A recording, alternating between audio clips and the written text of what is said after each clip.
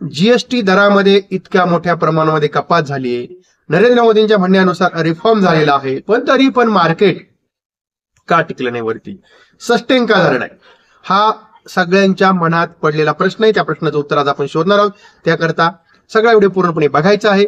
चॅनलवरती जर आपण नवीन असाल तर पहिल्यांदा आपण आपल्या चॅनलला सबस्क्राईब करा आणि त्यानंतर आपला टेलिग्राम चॅनल आहे, पेडही आहे, आणि त्यानंतर आपला जो काय आहे आपला पब्लिक चॅनल, त्याची लिंक तुम्हाला डिस्क्रिप्शन मध्ये खाली दिलेली आहे. त्या लिंकवर जाऊन आपण टेलिग्राम चॅनल जॉईन करू शकाल. आणि मग आता मी तुम्हाला सांगितले ना, प्रश्न पडलाय सगळ्यांना, नेमकी का वय असं झाले. पहिली गोष्ट आपण बघितलंय का, काल मार्केट क्लोज झाल्यानंतर संध्याकाळी रात्रीच्या वेळेस अशी घोषणा झाली. त्या घोषणेमध्ये आपण बघितलंय का, आता आपल्याकडे का जे पहिले 5%, 12%, 18%, 28% आणि 40% जे असे स्लॅब होते, त्यातून आता फक्त 3 स्लॅब ठेवले. पहिला स्लॅब ठेवला 5%चा आणि त्यानंतर दुसरा स्लॅब ठेवला 18%चा. 12%चा 28%चा स्लॅब हा बाजूला केलेला आहे. आणि जो काय आपण म्हणतो लक्झरीसाठी, तर तो ठेवलाय 40%. मग त्यामध्ये काय आहे, त्यामध्ये तंबाखू, गुटखा आणि त्यानंतर जे लक्झरी आयटम आहे ते आणि त्याचा समावेश त्यामध्ये केलेला आहे. पण झालं असं का, एकंदरीत सकाळी मार्केट खूप उत्साहामध्ये होतो. आपण बघितले निफ्टी जवळजवळ 200-250 पॉईंट हा वरती गॅप अप ओपन झाला. त्यानंतर मग राहिली गोष्ट आपल्या बँक निफ्टीचं. बँक निफ्टी हा एकदम मस्तपैकी ओपन झाला, छानसा ओपन झाला. जवळजवळ निफ्टीने जो टॉप मारला 24,970चा, पण क्लोजिंग झाली 24,700ला. 270 पॉईंट निफ्टी खाली आलेला आहे. का असं का झालं, तर झालं असं, पहिली गोष्ट सगळ्यांना उत्साह होता. आपण बघितलं असेल का सरकारने मेन काय केलं, महत्वाचं काय केलेलं आहे, लाईफ इन्शुरन्स असेल आणि मेडिक्लेम, त्याला आपण आपला हेल्थ इन्शुरन्स म्हणतो, त्यावरती आता जीएसटी एकदम झिरो केलाय. सकाळी गॅप अप ओपनिंग झाल्यानंतर मग एकदम त्यांचे शेअर्स 5-5, 6-6% वाढले. त्यानंतर बराचसा ऍटो सेक्टरमध्ये आपण बघतोय का जो 18%, जो काय 28% जीएसटी होता तो आता 18% केलेला आहे. आणि अशा बऱ्याचशा गोष्टी झालेल्या. त्यानंतर आपलं पनीर, दूध वगैरे, रोटी वगैरे, आपला पराठा बिराठा याच्यावाला जीएसटी हा आता 5% केलेला आहे. आणि काही वस्तूंचा कमी केलेला, फारच एकदम झिरो केलेला आहे. पण आता झालं काय, आता एवढं सगळं झाल्यानंतर, एवढी कपात झाल्यानंतर एक अंदाज असा होता का साधारणतः आता आपण बघतोय का दर महिन्याला सरासरी सरकारचं जीएसटी कलेक्शन जे आहे ते साधारणतः येते 2,50,000 करोड ते 3,00,000 करोड पर्यंत. आणि आता एवढी मोठी कपात झाली म्हटल्यानंतर असा अंदाज होता का साधारणतः दर महिन्याला 50,000 करोड रुपयाचं जीएसटी कलेक्शनचं सरकारचं नुकसान होऊ शकतं. वर्षभरामध्ये जर आपण त्याचं कॅल्क्युलेशन जर केलं तर 6,00,000 करोड रुपयाचं सरकारचं नुकसान होऊ शकतं, असा एक अंदाज होता. पण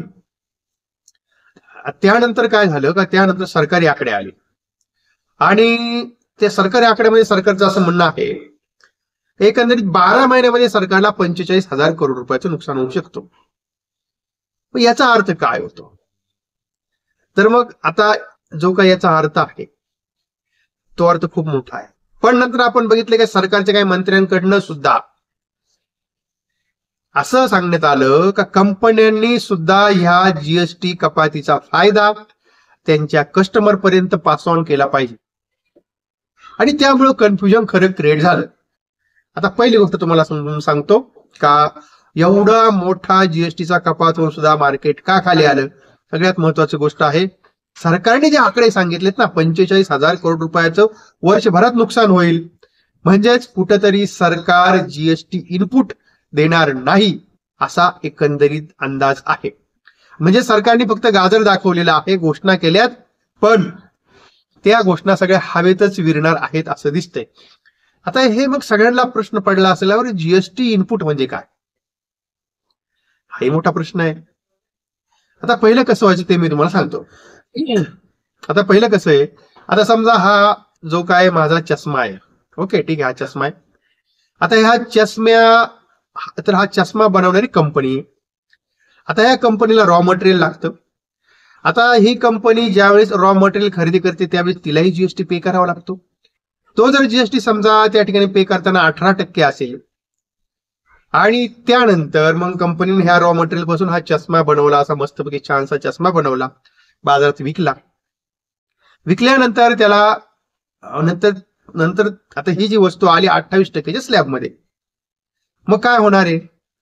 मग आतापर्यंत असं व्हायचं का 28% जीएसटी आणि त्यानंतर 18% जीएसटी, म्हणजेच त्या ठिकाणी काय व्हायचं का जो त्यांनी 18% जीएसटी तिकडे भरलेला आहे त्या जीएसटीचा त्याला या ठिकाणी रिफंड व्हायचा.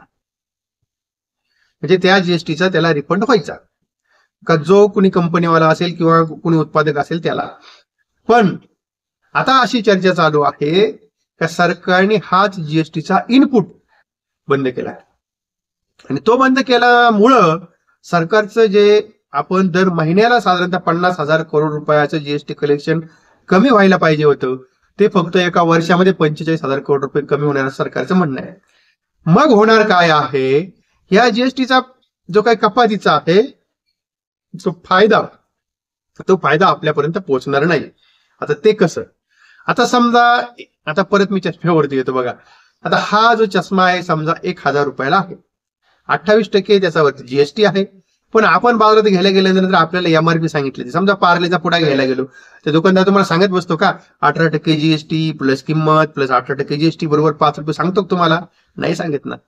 कोणती वस्तू घ्या तुम्ही, तुम्हाला एमआरपी असते. पण तशी ह्या चष्म्याची एमआरपी 1,000 रुपये आहे.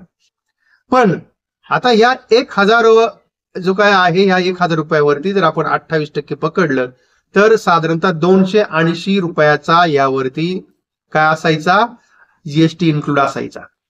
आणि मग एमआरपी 1,000 व्हायची. आता कंपनी काय करू शकते? आता 18% जीएसटी झालाय, कंपनी काय करणार, त्याच्यावरची जी किंमत आहे 100 रुपये वाढवणार, जीएसटी बरोबर 18% ठेवणार, 180 किंमत तेवढीच ठेवणार. म्हणजेच मी तुम्हाला सांगितलं दुसरा प्रश्न, सरकारचं असं म्हणणं आहे का जीएसटीचे जे दर कमी झाले ते तुम्ही आपल्या कस्टमर पर्यंत पास ऑन करा. म्हणजे हे जे पास ऑन करायला पाहिजे, म्हणजे 100 रुपयाची वस्तू जी आहे किंवा मी तुम्हाला सांगितल्याप्रमाणे 1,000 रुपयाची वस्तू ती 900 रुपयाला व्हायला पाहिजे. पण कंपन्या तसं करतील का, याविषयी सरकारला शंका आहे. सरकारला काय सांगितलं शंका आहे. आणि म्हणून मग एक तर सरकार संभ्रमामध्ये आहे, बाबा आम्ही तर एवढं सगळं केलंय पण हे सगळं पब्लिक पर्यंत पोहोचणार आहे का? आणि कंपन्या सुद्धा संभ्रमामध्ये आहेत. सरकार म्हणतंय अरे वर्षभरात 45,000 करोडचं नुकसान होणार आहे, म्हणजे आम्हाला जीएसटी इनपुट भेटणार नाहीये, अशी चर्चा सुद्धा चालू आहे. आणि ह्या सगळ्या गोष्टीमुळं मार्केटमध्ये आपल्याला दिवसभर थोडं खाली खाली खाली खाली खाली एक वेळचं निगेटिव्ह मध्ये मार्केट केलं होतं. पण मग आता आपण बघतोय की हे मी तुम्हाला सांगितलं, ज्यांचा जीएसटी स्लॅब 28 वरून 18% आलाय किंवा ज्यांचा आपण म्हणूया 40% वरून 28% पर्यंत आलेला आहे, ही त्यांची वस्तू सांगितली, ही मी त्यांची तुम्हाला गोष्ट सांगितली. पण आपण बघतोय सरकारने सांगितलंय लाईफ इन्शुरन्स आणि आपला हेल्थ इन्शुरन्स वरती 0% जीएसटी. पहिलं काय व्हायचं, 5,000 रुपयाचा तुम्ही प्रीमियम भरला का त्याच्यावरती 18% गुणुले म्हणजे 900 रुपये तुम्हाला जीएसटी द्यावा लागायचा, जे काय 18 असेल किंवा 12 असेल काय समथिंग. पण आता तुम्हाला जीएसटी द्यायचा नाहीये.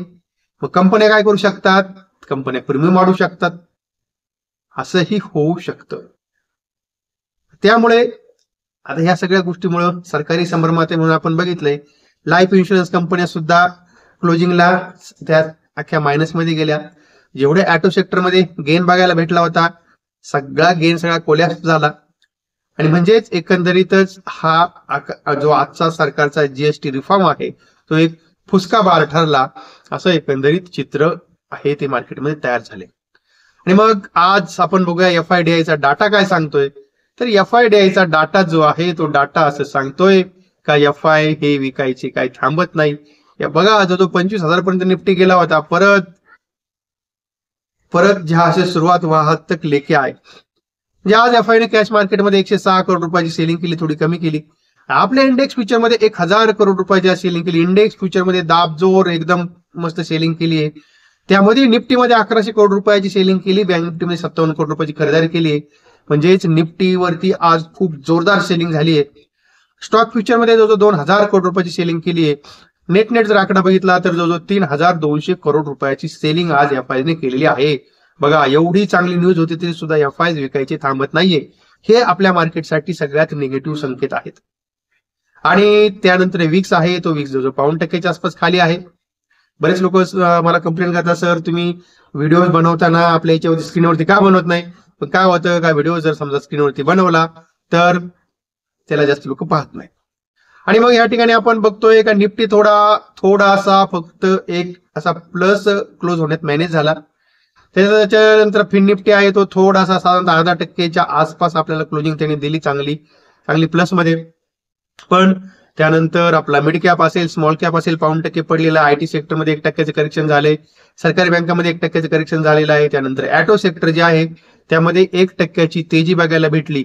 पण आपण जर सकाळीचा जर टॉप बघितला, तो टॉप होता 26,600चा, जो काय ऍटोचा आपला इंडेक्स आहे, आणि तो जवळजवळ 26,000 पर्यंत येऊन क्लोज झाला. म्हणजे 600 पॉईंटचं त्यामध्ये करेक्शन बघायला भेटलं.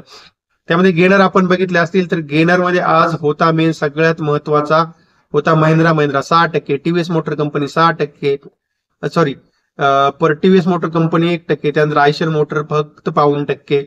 आणि जे काय लुझर होते त्या लुझर मध्ये होते सगळ्यात महत्वाचा एक्साइड इंडस्ट्री 3% होता. संवर्धना मदरसन सुमी हा 2.25%च्या आसपास होता. मारुती सुझुकी 2%. म्हणजेच ज्या कंपन्या सकाळी चांगल्या तेजीमध्ये होत्या त्या सगळ्यांचा गेन सगळा कोलॅप्स झाला. तर ह्या अशा प्रकारे आपण बघतोय की आज आपल्याला जवळजवळ सगळ्याच सेक्टरमध्ये, त्यामध्ये आपल्याला आज आपल्या डिफेन्स सेक्टरमध्ये जवळजवळ 2%चं करेक्शन बघायला भेटलं. जवळ सगळीकडे आपल्याला शेवटी दिवसभर करेक्शन बघायला भेटलंय, तेजी बघायला भेटली नाहीये. आणि मग आता आपल्याला माहिती सगळ्यांना का उद्या आपल्याकडं वीकेंड आहे, शुक्रवार आहे. आणि मग आता शुक्रवार म्हटल्यानंतर आपल्याला पहिल्यांदा बघावं लागेल नेमके अमेरिकन मार्केटमध्ये काय काय चालू आहे, काय काय आपल्या मार्केटची कंडिशन राहू शकते, ते आपण या ठिकाणी एकदा जाणून घेऊया. आता इथे बघतोय मी मार्केटमध्ये काय दिसतंय मला, तर हे अमेरिकन मार्केटमध्ये डाव जोन्स मध्ये जवळजवळ 100 पॉईंटची रॅली आहे. त्याच्यानंतर आपल्या नॅसडॅक मध्ये जवळजवळ 64 पॉईंटची रॅली आहे. कम्युनिटीमध्ये जर बघितलं तर क्रूड ऑइल मध्ये जवळजवळ 1%चं करेक्शन आहे. ब्रेंट ऑइल मध्ये जवळजवळ 1%चं करेक्शन आहे. सोन्यामध्ये 1%चं करेक्शन आहे. चांदीमध्ये 2.25% करेक्शन आहे, का जे आपण बघतो का गेल्या काही दिवसापासून जोरदार वेगाने आपल्याला वाढताना दिसत होते. बॉन्ड यील्ड मधला जर बघितलं तर बॉन्ड यील्ड सगळे जवळजवळ त्या ठिकाणी निगेटिव्ह आहे. तर या अशा प्रकारचा माहोल आहे. म्हणजेच आपल्या मार्केटसाठी उद्याचा माहोल पॉझिटिव्ह आहे. पण आता नेमकी काय होईल उद्याचं ते सगळं उद्यावरती डिपेंड आहे. ठीक आहे, कारण आपल्या मार्केटला बाकीच्या जगाचं काही देणं घेणं नाहीये. आणि तेव्हा एकंदरीतच बघूया आता उद्या काय मार्केट ओपन होतंय. मार्केट ओपन झाल्यानंतर आपण सगळ्या गोष्टींचा आपण जे काही आपल्या टेलिग्राम चॅनल ते आपले टाकत असतो, त्याकरता आपला टेलिग्राम चॅनल सुद्धा आपण जॉईन करायला बिलकुल विसरू नका. आणि मग आता एकंदरीतच इथे मी आता थांबत आहे. माहिती चांगली वाटली असेल तर आपण आपल्या या व्हिडिओला लाईक करा, शेअर करा आपल्या मित्रांपर्यंत. चॅनलवरती जर नवीन असाल तर चॅनल सबस्क्राईब करायला बिलकुल विसरू नका. आणि तेव्हा आता आपण इथे थांबतोय. आपण परत भेटू नवीन विषयासह.